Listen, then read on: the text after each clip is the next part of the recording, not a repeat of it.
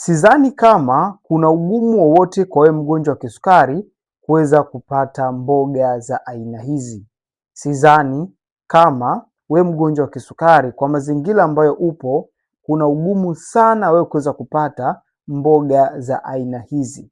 Nikwambie tu ya kuwa katika milo yako ya kila siku, hakikisha mlo wako pia unakuwa unatawaliwa na mboga za aina hii, kwa sababu zitakusaidia wewe kuweza kudhibiti kiwango cha sukari katika damu, kwa sababu kwanza zinakuwa zina fiber nyingi, lakini pili zinaenda kusaidia kuweza kudhibiti kiwango cha sukari mara tu baada ya kumaliza kula.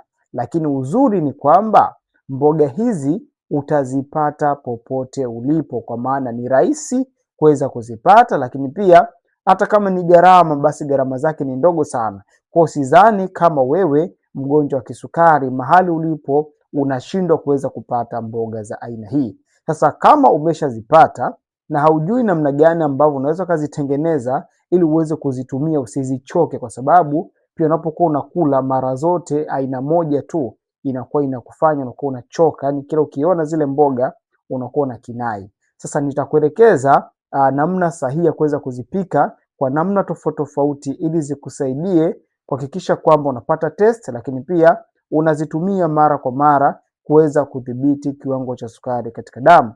Video inayofuata nitakuelekeza kuhusiana na utaratibu huo. Kwa hiyo hakikisha unaendelea kufollow account yangu kwa Mizani, lakini pia usiache kushare video hii kwa watu wengi sana, ili na wao waweze kujifunza na kupata tips nyingi zinazohusiana na ugonjwa wa kisukari.